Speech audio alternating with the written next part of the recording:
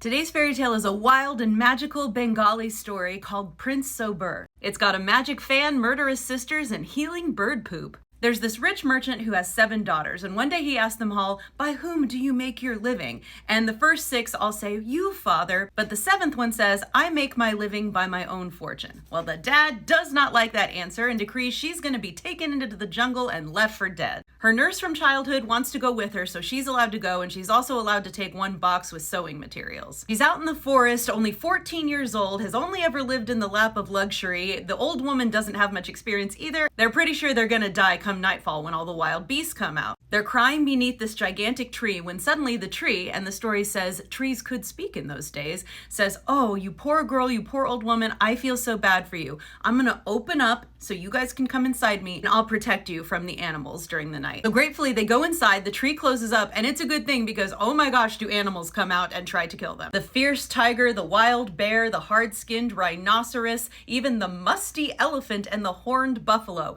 They all smell their blood and try to get at the tree and tear up the tree trying to get to it all night, but then when the sun comes out, they leave and everything's fine. Our girl feels terrible for the tree, so she goes to the river and gets a bunch of mud and covers up the wounds on the tree, and the tree's extra grateful. So the tree helps them out even more. Turns out they have a little bit of money in that sewing box, and she's like, "Go buy some rice, eat half of it, and spread the rest around on the banks of the river, and then come back and hide inside me again for the night." So they do that, and then while they're hiding inside, not only do the beasts come out, but tons of peacocks. Hundreds of peacocks come to eat the rice, and they fight with each other and leave tons of their feathers. And then in the morning, when the women come out, they take the feathers and they sew them into a beautiful fan. They take it into town and sell it to the king's son for tons of money, because apparently they can go into town, they just have to live in the forest. And so they repeat this over and over and eventually make so many beautiful fans that they get rich, and then they hire people to build them a mansion in the forest, and they're living great.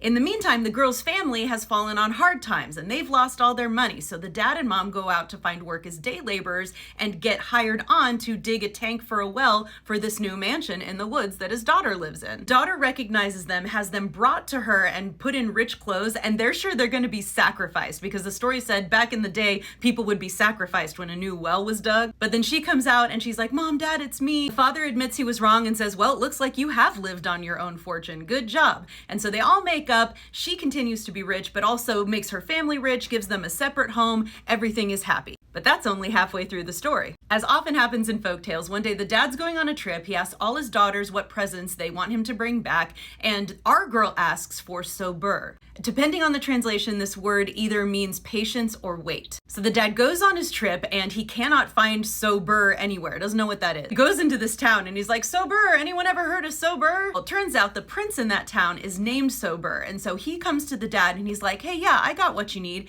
Take this box to your daughter and it'll all work out." Dad goes home, gives the box to his daughter, and inside she finds this beautiful fan that has a mirror in it. She shakes the fan, and then suddenly the handsome prince, Sobur, appears before her. He spends a few days living with her, and they fall in love and decide they're gonna get married. And then they do. But after the nuptial knot was tied, there was death in the marriage bed. The 6 sisters are super jealous of our girl, and so they decide, we're gonna murder her man. They break several bottles and reduce the glass to powder, and then cover the marriage bed with this glass powder. Then on the wedding night, the prince gets into bed and it all gets under his skin and he gets horribly sick. The fine bottle powder had gone through every pore of his body and he was shrieking in pain, so his attendants hastily took him back to his own kingdom. Back at his own kingdom, his parents cannot figure out what's wrong with him or how to fix him. They call every doctor, nothing helps. So our girl decides she's gonna travel to his kingdom and try to cure him, but to do this she needs to dress as a man. She dresses as a sannyasi or a religious ascetic and starts traveling through the woods. While she's traveling, she rests by a tree, and the children of these 2 divine birds who are named this, I looked everywhere and could not figure out how to pronounce it correctly. Well, the parents are gone, the babies are up in a tree, and a snake comes up and is about to get them, but our girl cuts the snake in half and saves them. The birds come back, and because they are divine, they know who she is, they know that she's in disguise, they know her whole dilemma,